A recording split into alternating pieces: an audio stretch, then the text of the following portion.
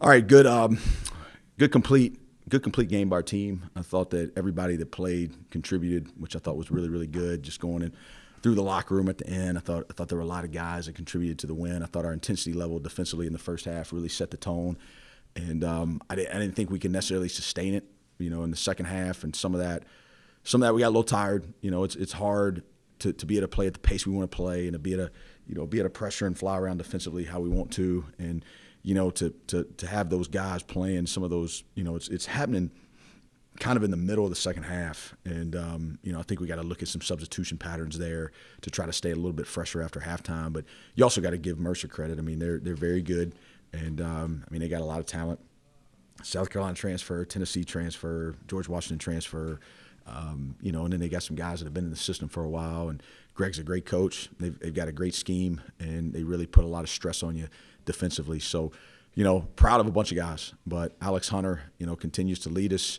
And I thought Joe Anderson was incredible today. Obviously hit the big threes, but just even more so in the first half, the tempo that he played with. He was a plus 16 at halftime when we were up 17 in 9 minutes. So those other 11 minutes, we were just plus one. And so I thought he had a big impact on the game. I thought Tyrese Huey gave us some good minutes. I thought he had a lot of hustle stats, which was good to see. I thought Garrett Heen did some good things.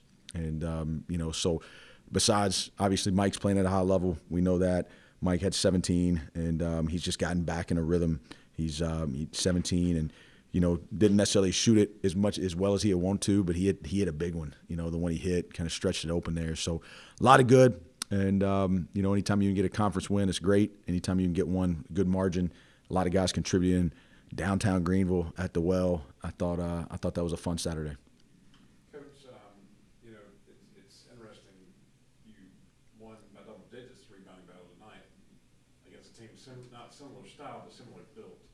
You got some big guys on Mercer, and you won that battle tonight with a bunch of different guys. You had like 8 different guys with 4 rebounds, and it just kind of displays that you guys can win in a lot of different ways.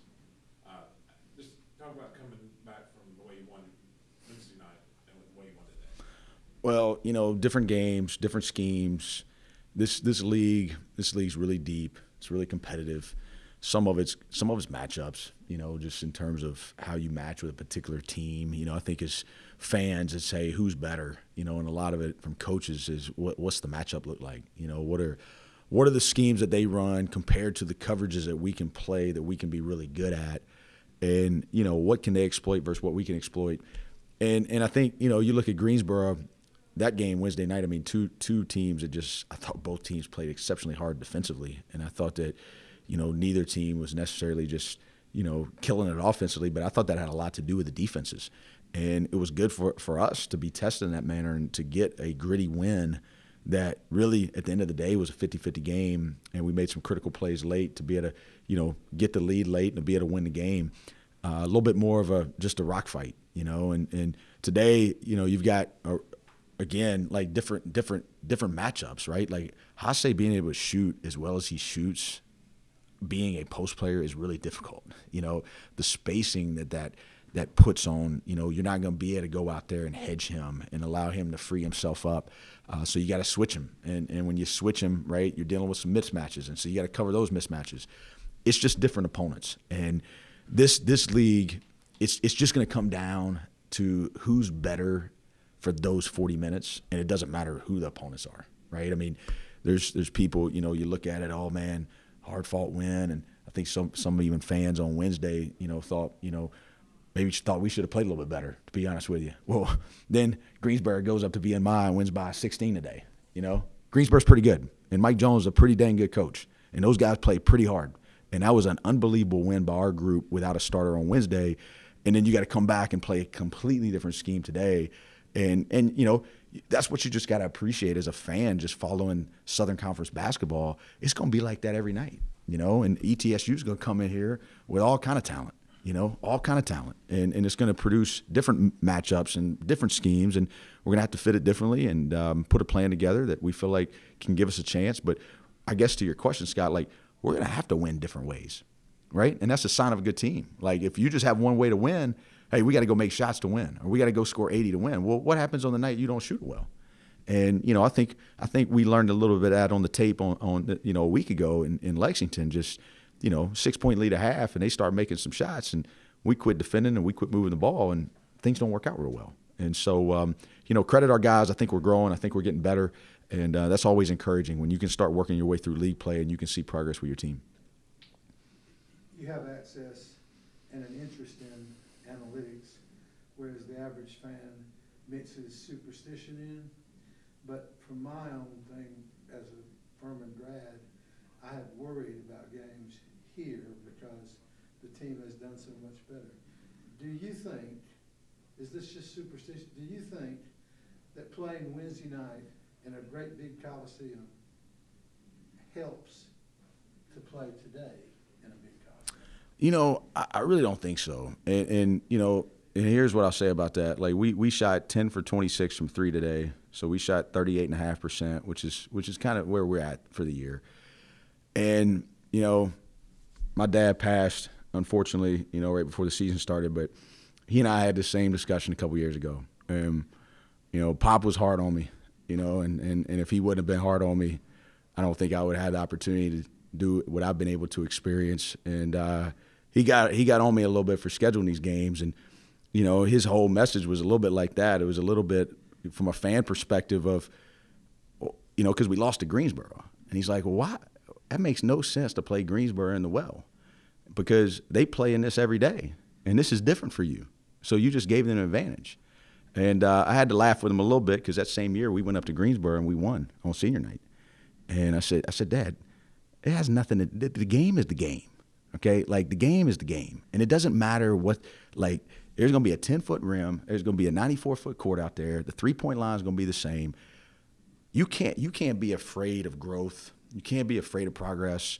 You know, hey, we're good in Timmons. Well, you know, we've got to expand the program. We got to expand the fan base. I mean, there's kids all over the well court right now. There's a line a mile long trying to get autographs from our players out there. There's people that came to this game today that wouldn't have come this afternoon at Timmons Arena. And so at some point, you got to be willing to take some risk and, you know, to be able to build.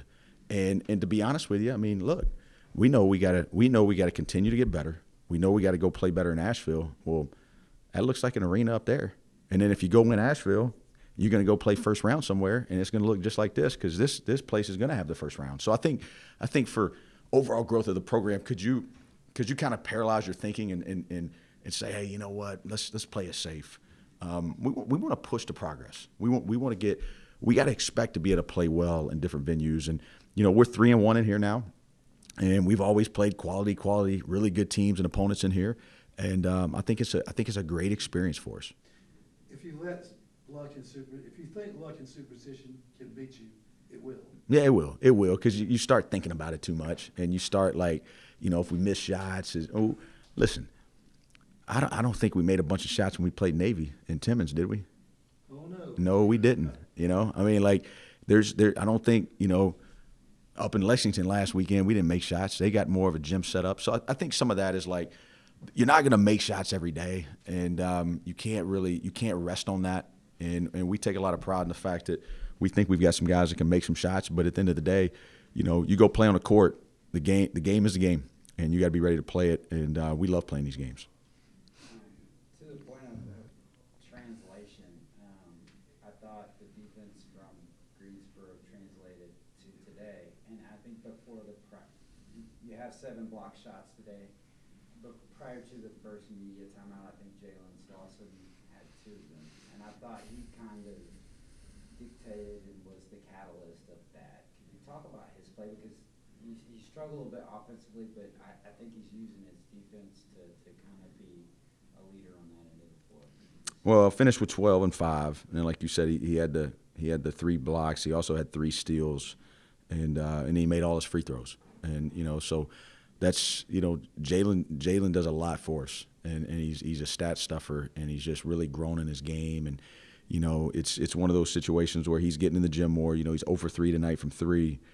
People are playing off of him, you know, and that's what I'm trying to get to him is like, hey, I don't think you need to be somebody that's shooting 8, 9 threes a game, but just think tonight. Like, think if he goes 2 for 4, okay, well, that's 18 points. Well, we're having a whole different conversation. He's feeling better about himself a little bit, probably flies in there, gets a couple offensive rebounds. That's an area where I think he can grow. I think he can get some more offensive rebounds. I think as he continues to put more time in on his jump shot, that's what I keep telling him is, like, the best thing about Jalen Slauson is Jalen Slauson can keep getting better, and he's already an unbelievable player, you know, and that's what he's impacting every game. We're not having the year we're having without him. He's a huge part of this team. He's having an all-conference season, and you still can get better. Like, to me, that's not discouraging. That's not frustrating. That's motivating. That's hope, you know, and, like, get in the gym a little bit more, crash the offensive glass a little bit more, keep doing everything else you're doing. And, you know, it's we took the team to the Kurt Warner movie last night, and, you know, I thought there was a great line in there. It said, you know, he looked at his coach and he said, you know, at the end of the day, like, you got to do the things you got to do in order to do the things you want to do. And I think that the more, like, we've got a lot of guys that bought into that, right? But there's certain things that you have to do in life. There's certain things, if you want to be a great player, like, you have to do them. Your habits, it's just have tos and got tos. It's not necessarily want tos. But if you invest in that and you're willing to do that, if you do the things you got to do, you're going to eventually be able to do the things you want to do. And he worked really hard this summer. It's paying off for him. And then I want to see him continue to work through the grind of the season to continue to lead this team. And really, he's a charisma guy, you know. And that's what I was talking to him about late. Y'all saw me take him out for a little bit. It's not so much that I'm worried about what you're doing, okay? I'm worried about what you're projecting to the rest of the group, because I want you to take the responsibility and the burden of leadership in this moment, that we're going to hold the standard up here. Because if you do it, everybody else is doing it. And that's a big responsibility, okay? But he's capable, and he's got a God-given gift to lead, and people follow him. And I want him to be able to do that for 40 minutes. And he's having an unbelievable year. But watch out as he continues to get better. Coach, the other night, obviously Marcus Foster was a big factor for three the other night, and I thought he kept up his great week today in a different way. But amongst all the larger players he went up against, you know, 8 boards against this bunch when you're Marcus Foster, kind of shows what you've been telling us for a couple of years about Marcus Foster's ability when every now he's finally healthy and playing and producing. Player. You know, just a player. Marcus is somebody that you want out there. He's somebody that's just learned to really compete, you know, at the level that's important on a daily basis, learning to be an every possession guy. You can just see, like, he's excited about going out there and doing hard. It was fun. It was fun in the huddle because I was trying to decide if I was going to put he or Tyrese in the game for a second. And we had Marcus and Tyrese in the game, and then we were going to put Slauson back in the game. And I was trying to figure out which one do I pull. Well, Tyrese had done some good things. And I said, hey, Tyrese, stay in there. Mark's like, Coach, I want to go get a couple more rebounds. And so I ended up staying with Tyrese. And then Tyrese has a turnover. And you know, it was a good play by Mercer, but he lost that ball in the high post. And I just looked at Marcus. I was like, go get in the game.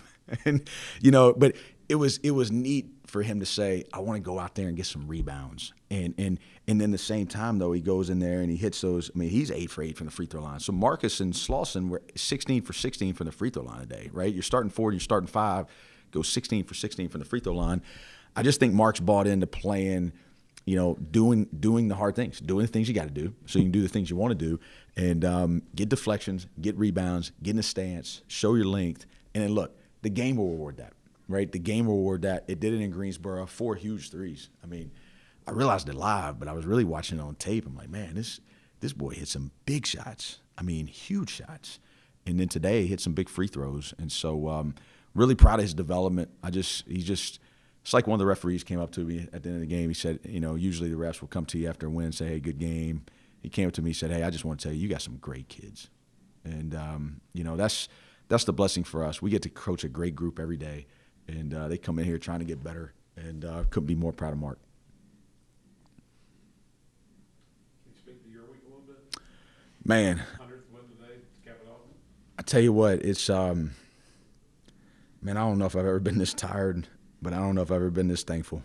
You know, it's you know, the gift of Jax, and you know, just watching my wife just, you know, go through all that, the gift of being able to bring another little newborn into the world. My daughter's 12 today. She got to stay at the team hotel last night with me, and I got to spend some time with her. And just the 100th win. I mean, that's great. That's a program milestone to me. It's the crew, not the captain. It's a group of people that have bought into a way that we got to play and how we got to operate and how we got to do it. But it's just been an incredible week, and one I'll definitely never forget.